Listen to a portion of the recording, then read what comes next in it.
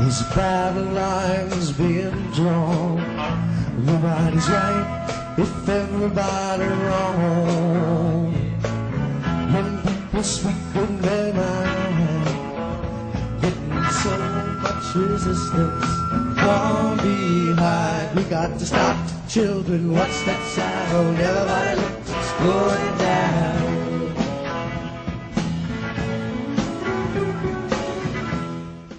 This is Lauren Steiner, and welcome to tonight's edition of the Robust Opposition. I'm very pleased to have as my guest tonight Hbcus Smith, who is a former North Carolina state senator making her second run for the U.S. Senate again in 2022. How are you tonight, Hbcus?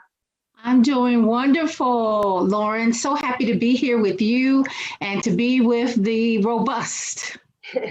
So why don't we start right in with your background? Now, I know that you studied, your educational background and your professional practice was as a engineer and as a minister. So I'd like you to talk a little bit about that and how you got into running for public office originally. Okay, wonderful, Lauren. So real quick, I was born in a military family. My dad was in the Air Force. And so every year during the Flag Day celebrations, I would have the opportunity to watch the Thunderbirds. I became very excited about airplanes, very interested, and I really wanted to be a pilot, but I didn't have 20/20 vision at the time, so I couldn't fly the plane. So I said, hey, let me design the plane. So I attended the School of Science and Math in Durham, and then North Carolina A&T State University, where I majored in mechanical engineering with the aerospace option, and was very fortunate to be a Boeing scholar because my parents have 6 children. 4 of us were in college at the same time. So I stayed in engineering for about 13 years. Definitely enjoyed my time with building the structure that we needed. But as well, I spent some time working for the federal government, United States Patent and Trademark Office. After being an engineer for 13 years, everybody wonders how in the world did I make that transition to education and becoming an educator. But I went on a mission trip to Uganda and I was like, oh, wow, we can send technology to Jupiter and back, but we can't to developing countries beyond our border or, rural regions of the state and nation within our borders.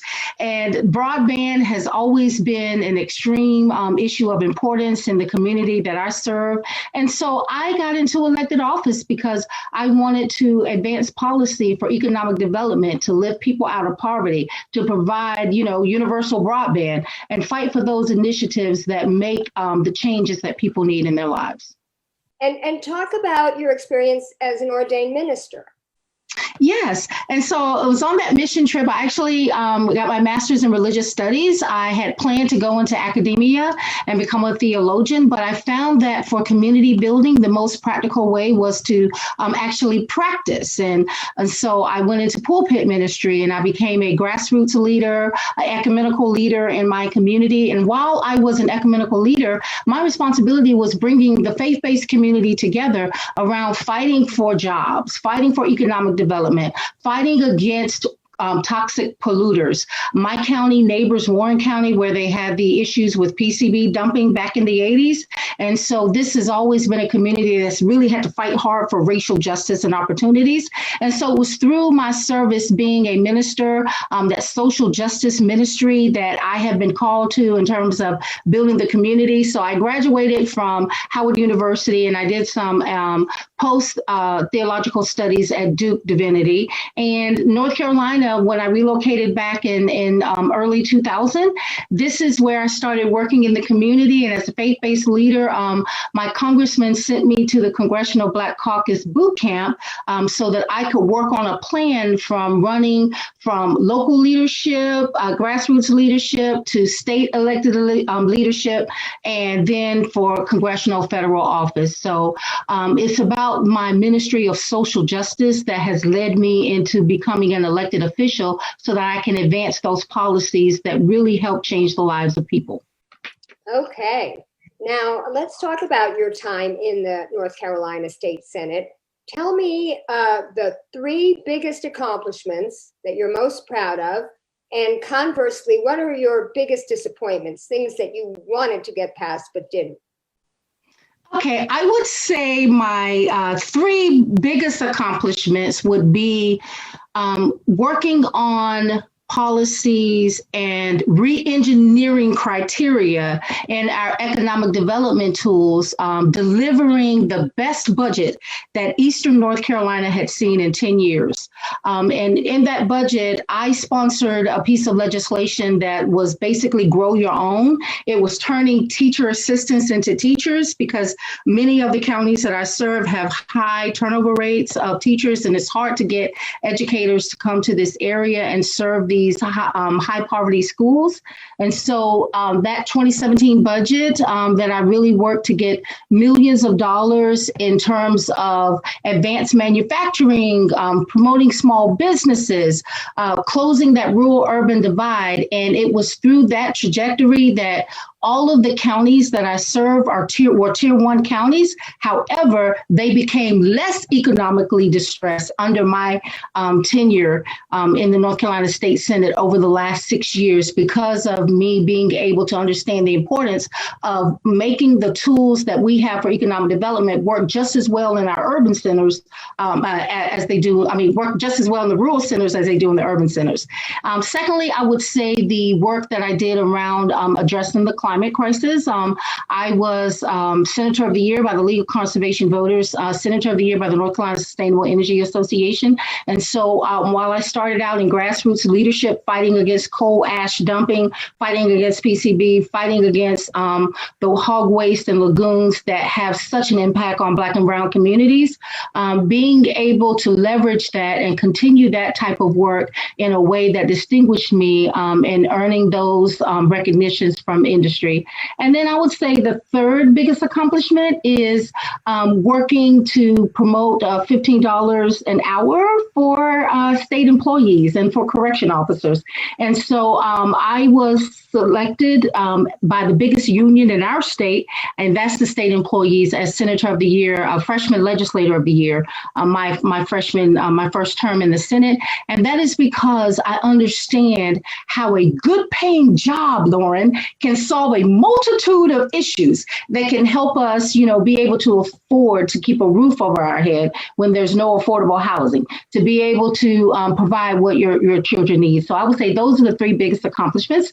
The three biggest disappointments that we were not quite able to do is I worked on an omnibus women's bill and service workers tax relief bill, for lack of a better way to share it. And it was an expanded bill that expanded protections against discrimination in the workplace for pregnant women, nursing women, hair discrimination. And I'm happy that now we have that passed. And so it was a short-lived disappointment. We didn't get it passed by the time my term ended December, but we certainly have seen some work on it by my colleagues who picked up the mantle and carried on that work. But I think that we still need to do more in terms of raising the wage, but also providing relief for service workers so that their tips, you have an incremental deduction.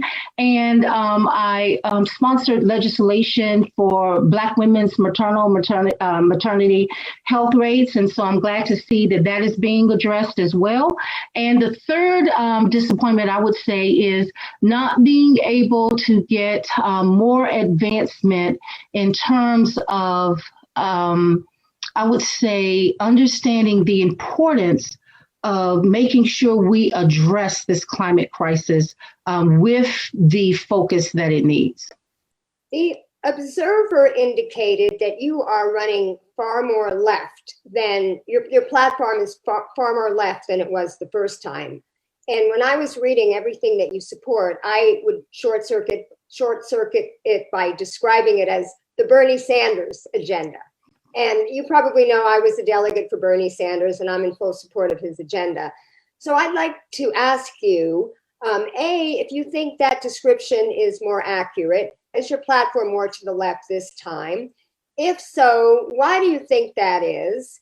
And then what are the three biggest problems facing Americans, or specifically your constituents in North Carolina? And what policies would you endorse to solve those problems? And I could remind you, because that was a multi-part question. That was a long question, and I was trying to make my answers short so we can make sure we get all of them answered. But that was definitely a long question, and I'm happy to answer that. Despite what the News and Observer would have you to believe, I've always supported a progressive agenda. I've always been the progressive candidate. I started my day one in the North Carolina Senate voting no in confirming President Pro Tem Phil Berger, because I just did not agree with his sponsorship of SB 2, which was that magistrate bill that allowed magistrates to opt out. And so the News and Observer would characterize that. But these are issues that I have been running on and building toward my entire life in local and elected leadership. And so as we look at what our nation has gone through, Lauren, in the last year, since the last time that I ran, we have seen this pandemic reveal just how broken our healthcare system is. We've seen this economic downturn reveal just how broken and rigged our economic systems are. We've seen the just extreme income inequality that was exacerbated by this pandemic. We've got food lines further than the eye can see. And then you have millionaires doubling, quadrupling, tripling their net worth in a pandemic. And so it is because of the urgency of now that one would, could say that I'm running with far more intensity, because this is a crisis. Our climate crisis is a racial justice crisis, is the healthcare crisis, is an economic crisis. We can no longer not push and run hard and demand that people have health care. It is a basic human right. It should be afforded to all. I myself have had to navigate a broken healthcare system, and my family almost went bankrupt because my son was medically fragile. And I had to get a part-time job at an alternative school just to be able to afford Elias's life-saving medical equipment. No one should have to ration insulin. No family should go broke because somebody gets sick. And so that is why I'm running with even more intensity on Medicare for all. We just saw 560,000 Americans die from COVID.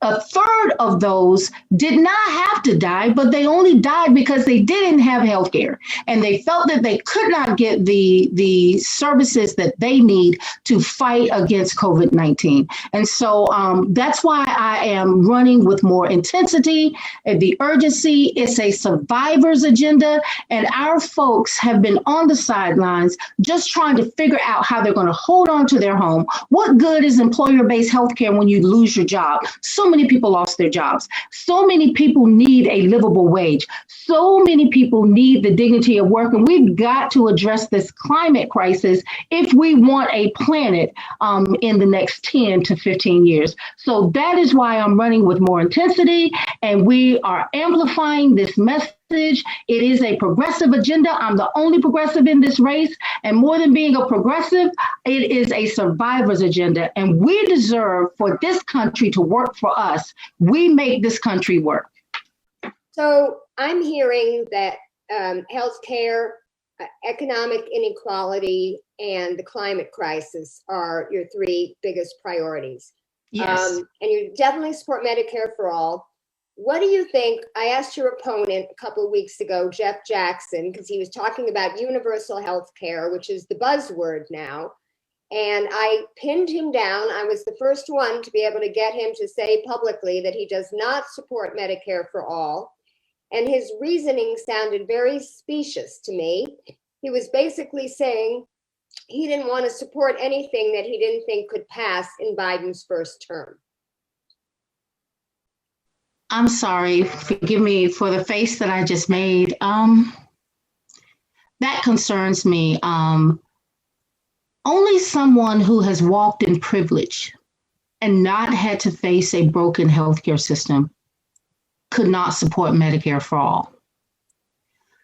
I support Medicare for all because I have heard the stories, I've heard the trauma, I've seen what happens when we have a for-profit healthcare system. that leaves millions of people behind.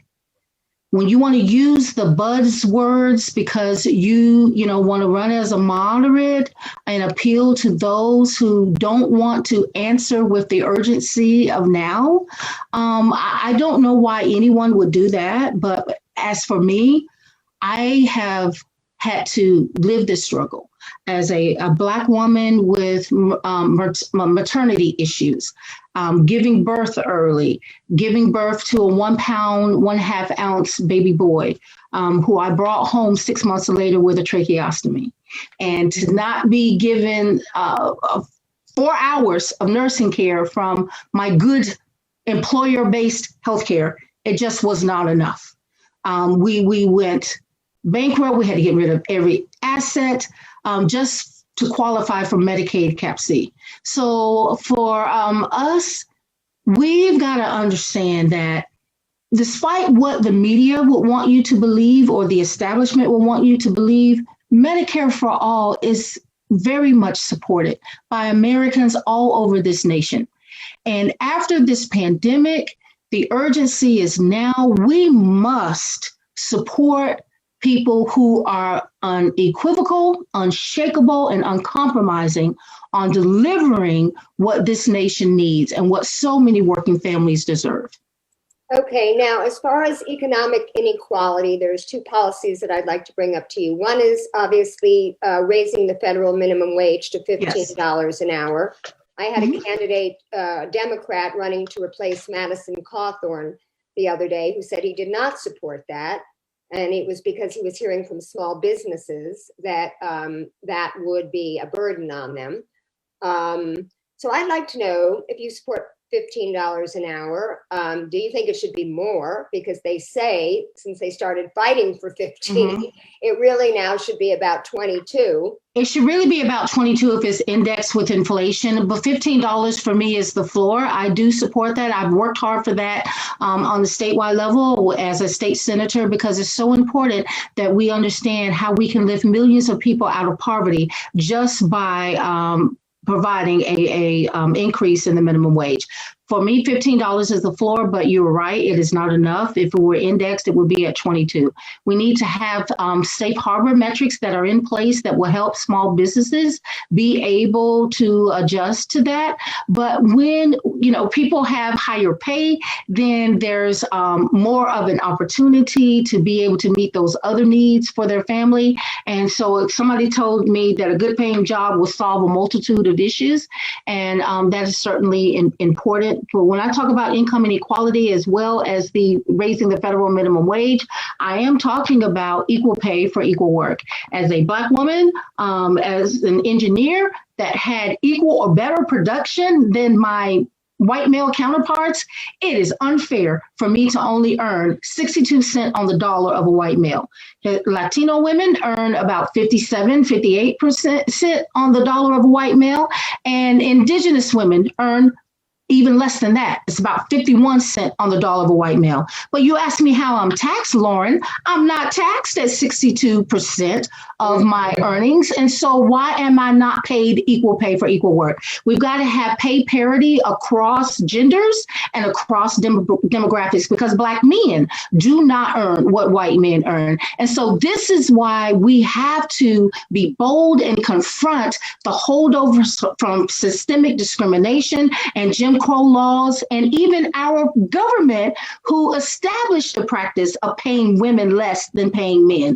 But we now have 52% of the workforce is made up of women. There are so many women who had to exit the workforce with the COVID pandemic. And so we definitely need to do a better job in understanding the importance of promoting equal pay for equal work, but also understanding that we've got to do something to address this historic pay inequities for women in particular, and women of color specifically. And another bill that I know you support, because I heard you speak at a rally in favor of the PRO Act, which would strengthen labor unions. Can you speak a little bit about that, why you support that bill and what that would do? I support that bill because, North Carolina being a right to work state has the least amount of participation in unions. Since my tenure in the North Carolina Senate, the Republican leadership has attacked state employees by trying to take away their automatic dues enrollment. I am a member of the working class. And the reason why I support the PRO Act is because I know its capacity to build the 21st century middle class. It was because of a union that my twin sister and I were able to afford our freshman year of college. She was on a scholarship, but my dad, after retiring from the Air Force, my dad worked for the United States Postal Service. He was a mail handler, he was a union representative, and we applied for a union scholarship. We received a mail handlers local 305 union scholarship. As a state employee, I myself am a member of our union, and so a member of Scenic. The reason why I support the PRO Act is because workers need protections now more than ever before. The right to organize should be a given. It also elevates the dignity of work. We're able to provide better protections for workers, and we're better able to bargain for a decent pay. I have fought significantly for workers' rights all of my life, and I'm going to fight for all of those people who deserve to have their voices at the table. And so as a member of the working class who has had to work hard and struggle all of my life, I know the benefit of a good paying job. Now, going to the third priority, which is the climate crisis, I asked Jeff Jackson real briefly if he supported the Green New Deal, and he didn't say yes. He basically tried to twist the question around to saying he wanted to come up with some local North Carolina version of it. But now the New Deal coalition has come up with the Thrive Agenda and the Thrive Act, and it's very bold. It's about, they want to spend $9.5 trillion more than Joe Biden does over the next 10 years attacking this climate crisis. Can you tell the viewers if you support the Thrive Act? Absolutely. I support the Thrive Act. I can tell you how to deliver for North Carolina. The Thrive Act itself will bring 300,000 jobs, Lauren, to North Carolina, 300,000 good paying jobs, 300,000 of those good paying jobs that have the ability to lift people out of poverty, but also to promote opportunities for the infrastructure development, the economic development, job creation, which is so important to making sure that we can guarantee jobs because there will be jobs available. I support the Thrive Act. I know that it's about $9 trillion more, but over a 10-year period, it is necessary. If we're going to address this climate crisis that we're in, we're going to have to take bold action. That means looking at green jobs, looking at the components of the Green New Deal. For me, it goes beyond the Green New Deal because the climate crisis is related to a racial justice crisis because we know the proximity of Black and brown and poor people who live near these toxic polluters.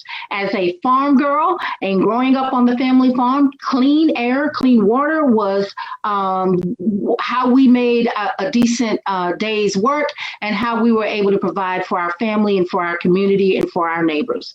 We got to end the days of toxic polluters. We got to make them clean up behind themselves. We've got to get Gen X out of our waters. And I certainly work hard for that and making sure that we have environmental protections in place and we can, reinstate much of the damage that was done in the last administration. And the Green New Deal is the way to go. That's why I support it. I supported the Green New Deal last time. I've supported the Green New Deal all my life. I've supported it even before it got the moniker and the tag of the Green New Deal. I support making sure that we have a sustainable planet to pass on to the next generation. And the way to do that is through the Thrive Act.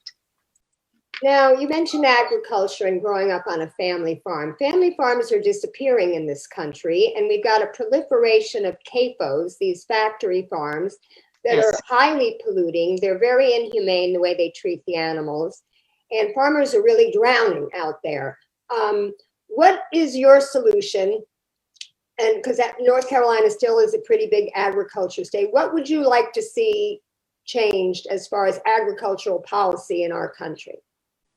Yeah, I need to see. We need to see more regenerative farming and its ability, regenerative agriculture, to make sure we can get the carbon in the ground where it should be, and not have so much of the soil deterioration. So I am promoting farming practices that can be, easily scalable for our small farmers, so that we can make sure that we can reorganize and provide them with the relief that they so deserve. As you know, minority farmers have been left out of the aid packages from the USDA for going on 30 years now. So there's definitely some equity issues that need to be adjusted. But agriculture is our number one business. I served in the state Senate. I served in an area devastated by Hurricane Matthew and Hurricane Florence. And we know with these large CAFOs, the contamination to our groundwater when we have spillage of the hall and the waste lagoons. I really feel that more metrics need to be put in place in terms of addressing the ag industry and these large farmers, looking at resiliency planning. That's why it's so important to address the climate crisis with bold action, because we're having these 500-year floods every other year because of global warming. I also am for, banning offshore drilling, banning fracking, and everything else. And all of those are necessary components of getting an economy that is strong in North Carolina. We can have agriculture as our number one business, but it doesn't have to be either or. We can have both and when we apply regenerative agriculture practices within what we're doing, and really, tamp down on some regulations for these CAFOs. Now let's talk about gun control, because there was yet another shooting today. This time it was a middle schooler, a sixth grader, who injured 3 of her classmates with a gun. And every time these things happen, it's almost like a daily occurrence. All the politicians go tut, tut, tut. The Democrats say we have to have common sense laws. The Republicans say, but the Second Amendment, including, my guest the other night, Bo Hess, who's a Democrat, he refused to even say that he was for banning assault weapons. Like, average people should be able to have access to assault weapons. And of course, this is a Republican state, so it goes to how you're going to try to campaign and navigate and get Republicans to vote for you. What is going to break the logjam to finally end this from happening?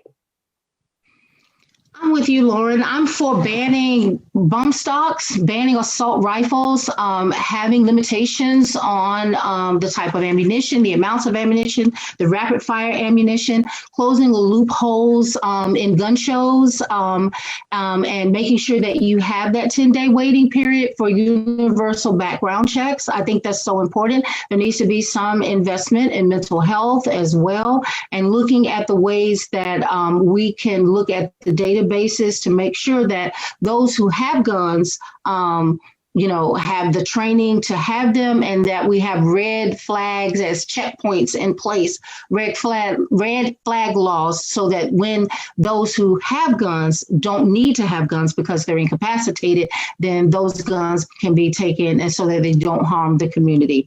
The only way we're going to address this is like every other crisis in this nation. We've got to address it head on. We were recovering from COVID-19 and people were getting back out of their homes and back to work and back to school. It was just a tragedy to see so many gun deaths and so many mass shootings. I am in full support. I don't believe that the Second Amendment has anything to do with your right to bear an assault rifle. And we have a right, a constitutional right, to be protected, to be healthy, and we need to put these common sense gun reforms in place. I wholeheartedly supported H.R. 1112 that was filed in the previous congressional session, and I anticipate that another version of that coming forward should get the full support. I'm also supporting President Biden by executive order. If we can get something on the federal level, it will trickle down to all of the states. But I 100% support common sense gun legislation and policies to protect the community. Okay, let's talk about housing. A lot of people all over the country are cannot afford their housing. On a minimum wage, you cannot live in any of the 50 states on get a 2-bedroom apartment on the minimum wage. Do you think that we should continue to incentivize developers and make a public-private partnership to deal with housing? Or do you think we should invest more in public housing, or they call it social housing in Europe? So it's not just poor people ghettoized into one project, but everybody is provided with affordable housing, and it's mixed income and oftentimes mixed use. Affordable housing is a crisis. It's a crisis in rural North Carolina. It's a crisis in the urban centers in North Carolina. But like healthcare, for me, housing is a human right. And we have to put incentives in place. I support public-private partnerships. What I have seen to be successful is components of teacher housing or state employee housing. And if we can look at looking at ways to scale that up for working families, part of it is first raising the federal minimum wage. Like what I shared earlier, a good paying job will help solve a multitude. I am for the mixed use communities, but we have to really be careful and look at how gentrification has led to extreme affordable housing, particularly in our urban centers. And so we can't continue on this trajectory of gentrification and then, and it's an exacerbating effect on affordable housing. We need to have communities do what Durham is doing. Durham has a wonderful plan of adding, they were adding, I believe it was 300 affordable housing units, or it could have been 3,000. And what they did is they had a work training program similar to what former Senator Kamala Harris proposed, where you have job training, you teach carpentry skills for communities who will be living in this affordable housing, so that you're providing training that will lead to a sustainable job that will empower them to be able to afford the mortgage or the rent in these affordable housing mixed level complexes. I think that it's going to take some much more government intervention and assistance with advancing that, but it can be done. We just have to have the political will to do it. Yes, I will say that Biden has about $40 billion for public housing in his infrastructure plan. Chuck Schumer has his own bill, which is double that, $80 billion. And AOC has what she calls her Green New Deal for public housing, which is $120 billion. So I do think that the government needs to spend directly on this, take the middleman out. It's sort of like expecting the insurance companies to provide health care when they make money by not providing. When they make money off of this misery economy, right? Yeah. So, and they get money from rationing and denying us care. Right. So I want to ask you about a couple of other issues. Maybe we'll go through them more quickly so we could talk about your campaign. So you could just say yes or no. Are you for free public colleges and universities? Yes. And canceling student loan debt, yes. Yeah, that was going to be my next question. Do you support DC statehood? Yes, absolutely. Taxation without representation should have ended in the revolution. And so it is time for DC to have statehood. Do you favor abolishing the filibuster, or at least reforming it in such ways as requiring a talking filibuster? What's your solution to the gridlock that we now face? Abolish the filibuster. End of discussion. Okay. It is a Jim Crow relic that has been used to deny voting rights, civil rights, equal rights in the filibuster. Do you support a bill that Nancy Pelosi didn't even bring to the floor by a bunch of House members to increase the size of the Supreme Court? Yeah, and I believe in this case, we should force the vote. This is not about stacking the court. This is about unpacking the court. Over the history of the U.S. Supreme Court, we have expanded the numbers, and it's time to do that again. Do you support a path to citizenship for the 11 million undocumented immigrants, and also citizenship for the Dreamers? Yes, citizenship for DACA, for the Dreamers. Also making sure that that path to citizenship does not take 10, 15, 20 years, which is ridiculous on some of the proposals that have been supported, particularly by Tom Tillis. And so I support a route to citizenship, and we definitely need to make sure that we can, provide a common sense immigration process and a natural route to citizenship. Do you support the legalization and or decriminalization of marijuana? Yes. Marijuana and charges have been used to incarcerate so many Black and brown bodies.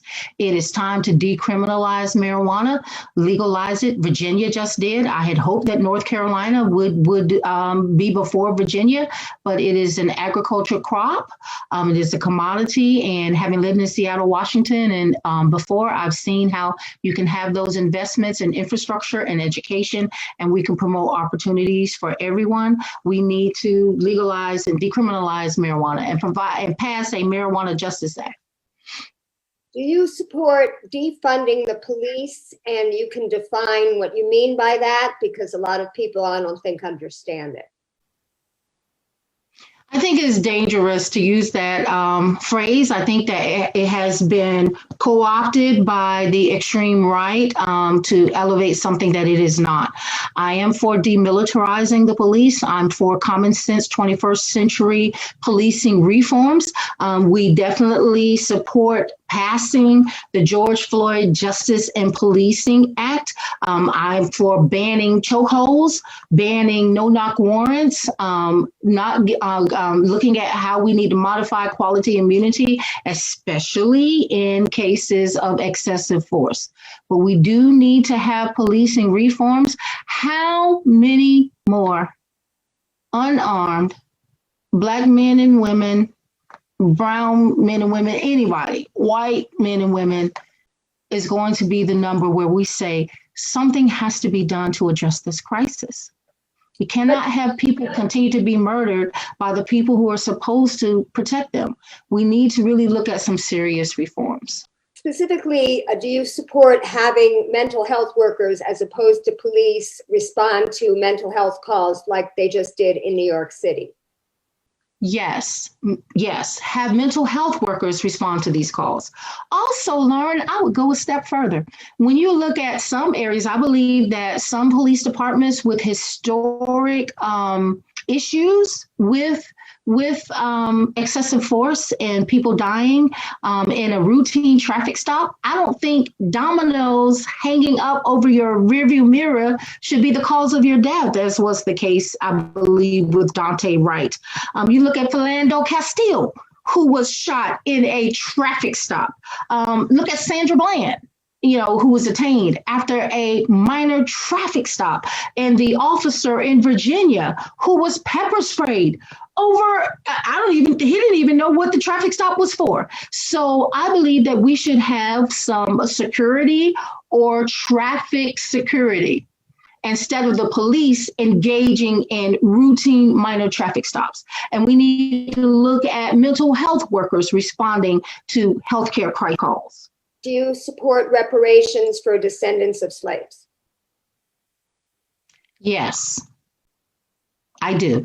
And we are launching our reparations proposal that we are planning to introduce. I also shared this when I last ran, and I believe that we have to do two things. You have to address the harm and the systemic racism and discrimination, and how that has had profound effects on economic opportunities for ADOS. When you look at our reparations proposal, it includes necessary components for wealth building.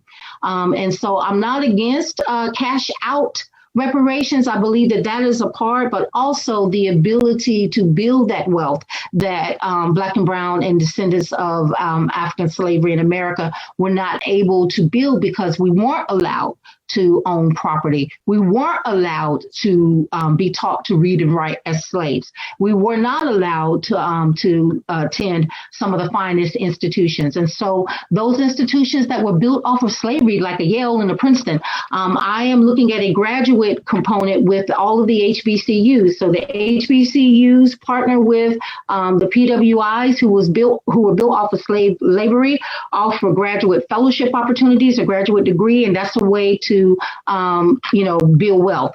Also, home ownership, affordability, a program that will advance that because of the redlining and all of that was done in housing discrimination has had a tremendous impact on the ability to build wealth for descendants of slavery. And also an entrepreneur, a business ownership that provides the opportunity to own a business for those who do not want to pursue a graduate degree. So I believe that the harm should be every other group has received reparations except for African descendants of slavery in this country. And we have to repair the harm, but we also have to allow the recovery of the damages. What do you think about the size of the military budget? Too big, too small, or just right? Too big. Would you support, friends of mine wrote an article, and I'm going to be having one of them on my show in 2 weeks, that they feel that the Squad and the anti-war caucus in the House should force the vote on that they should not support the new budget unless they reduce the size of the military. Would you, if you were elected, if you were in the House, would you support that kind of action or tactic? Well, I have always led from the heart and understood the importance of pushing for the people who are relying on us to stand up and represent and use the procedures that are available to advance the cause. If I were serving in Congress, I would likely be very much with my colleagues who want to force the vote on that. We have a $1 trillion military budget. We can look at investing that in UBI or Medicare for all and affordable housing and building the infrastructure in our country and providing citizens with more of what we deserve. We should expect more for our government. And if that expectation, we need to have a vote so we can see where people stand on the issues. And so that's one of the things that is very important to me. It was important last cycle. And if I may, Lauren, I've never been one to see where I'm going to stand on an issue by looking at the latest poll. I stand on principles and I stand on policies that are going to lift people out of poverty. And in doing that, you have to be bold, you have to be assertive, and you have to use the parliamentary procedures that are available for you.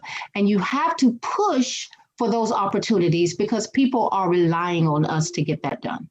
How would you describe your foreign policy? Are you worried about the threat from Russia and China? Do you think countries like Venezuela, that we should continue to sanction countries like Venezuela and Cuba and Bolivia and Syria? And what is your view on foreign policy? My view on foreign policy is for us as a seminarian, as a theologian, we have to take ethical approaches to our foreign policy. Understanding how American colonialism has impacted Black and Brown communities all over this world. I believe that we, should focus on repairing our foreign relations, the damages that were done in our relationships under the previous administration.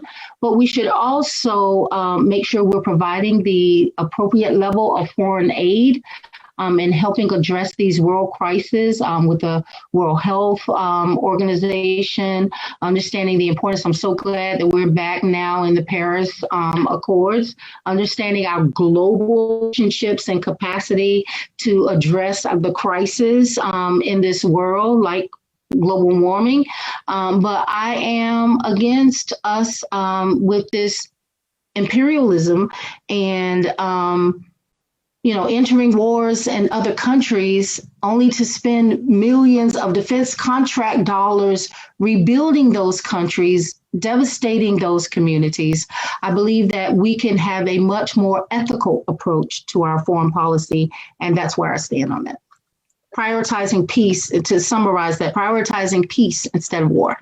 To talk about your campaign, one question that was suggested to me in the comments in one place where I posted it was to ask you what you learned from your previous campaign and how you are doing things differently. And that's an open-ended question, so obviously there's many facets of that.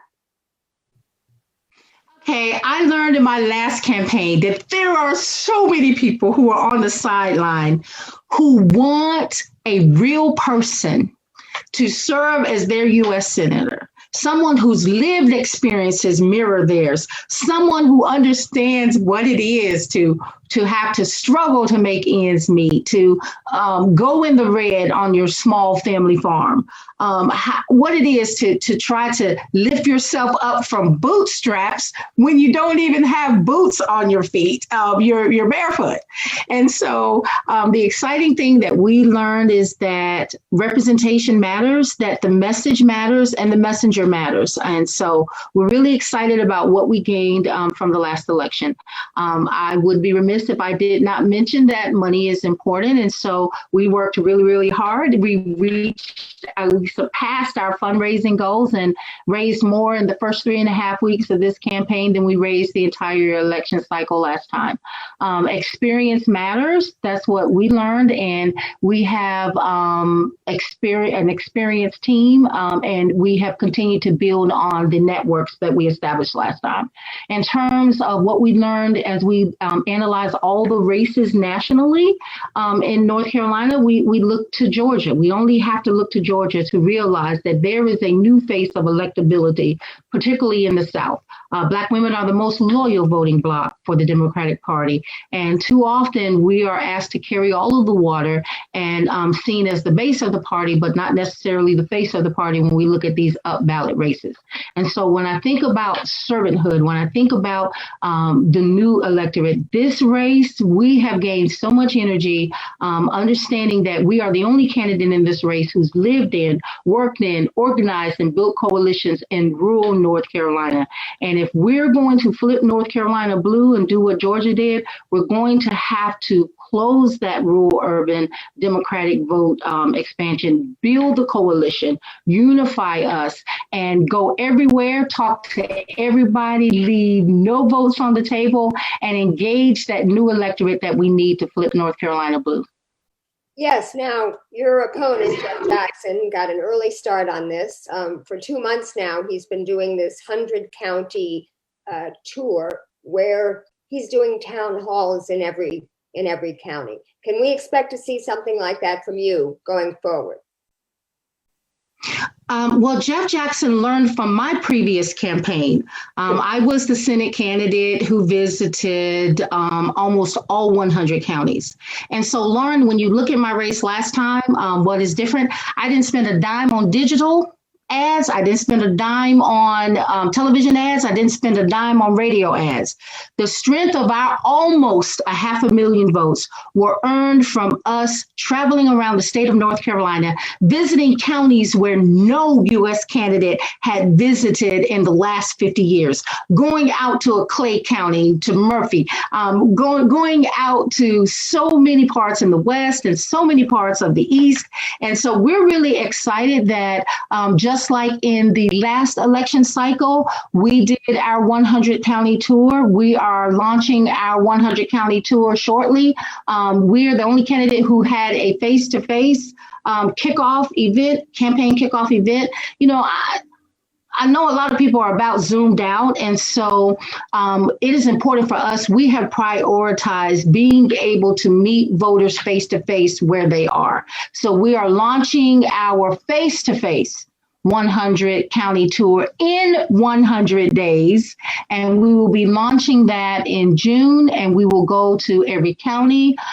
We are going to so many areas, and we are building on the networks and the infrastructure that we put in place when we canvassed all 100 counties. We set out to cover those 100 counties in the last election cycle. Now, what is your response to the typical Democratic Party, DNC, DCCC, DSSC, Senatorial Campaign Committee, attitude that, we have to run a moderate Democrat in these southern states because we have to appeal to these moderate Republican voters in the suburbs and these, right-wing Republicans in the rural areas? Well, I think all you have to do is look at what happened with Amy McGrath and Charles Booker. I mean, they put so much money into that campaign and she still lost. And I think Booker could have won. How do you convince the party of that, though? Because it becomes like a self-fulfilling prophecy in a way. As an engineer, I have my pick of favorite scientists. Albert Einstein is one of them. To do the same thing over and over again and expect a different result is just pure insanity. And so I think that though we're in a different place. After this pandemic and after the 2020 election cycle, there were so many lessons learned that it is the candidate. If we would just, for the party and for the DS and all other organizations, allow the candidates to run a healthy primary. When we run a healthy primary, we're able to allow to emerge the strongest candidate who has the broadest appeal to be able to build the coalition that we will need to flip North Carolina blue. You look at Charles Booker, from the hood to the holler. He has a progressive message. He has a message that resonates with those who have been on the sidelines. He has a message, and that same message, I have that message. I ran off of that message in 2020. And that message in the polls was resonating with voters every time, because I led in the polls over Tom Tillis and by wider margins than Cal Cunningham. And so what's to learn this cycle with Booker, hood to holler, and as the only progressive, the true progressive in this race, that we are offering an agenda and a platform that's going to pull people off the sidelines and into this process, because we are offering what working families need and what they want. We have those lived experiences. We've done this. We're working right beside you. And see, other candidates have to, these establishment candidates have to travel around and have to really find out from somebody, well, what is your experience with the healthcare system? What is your experience with working for $7.25 an hour? I don't have to travel around and ask that. I live that as a Black working class woman. And so being able to be one of us for all of us, people know that I'm one of us who will fight for us because I have walked in your shoes. I'm your neighbor. I have to buy my groceries at Dollar General because we don't have a major grocery store in my county. I have to, I'm so glad we're able to hold on for this hour, Lauren, and I didn't lose my connection because universal broadband is not a luxury. It is a utility, and it should be a basic right if we're going to equip our children to access online learning, telemedicine, and everything else. And so I say to the establishment that they should stand down. They should allow North Carolinians to choose their candidate who resonates with North Carolinians and who will carry North Carolinians with them to Washington, D.C. Okay, now I can't close this interview without addressing a couple of controversial things. And you knew this was coming. Sure. This was the supposed endorsement of the Republican last time. You said you didn't endorse the Republican when you told me personally that you actually asked that person to remove it from their website. Tell the story about how it came to look like you endorsed the Republican. Yeah, I'm glad you said supposed, because I never endorsed a Republican. I never endorsed the candidate that was running against Jeff Jackson. She posted it on her website and I called her and had her to take it down. She took that down within 2 hours. We also issued a statement within, the hour of being notified that that was on the website. We issued a statement. We sent out a press release.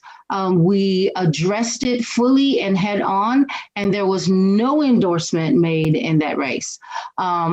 There was some confusion because Sonia and I are Black women, and we are Black women in politics. And there were some people who just wanted me to tear her down on social media, and I just refused to say anything negative about anybody. That's how I am.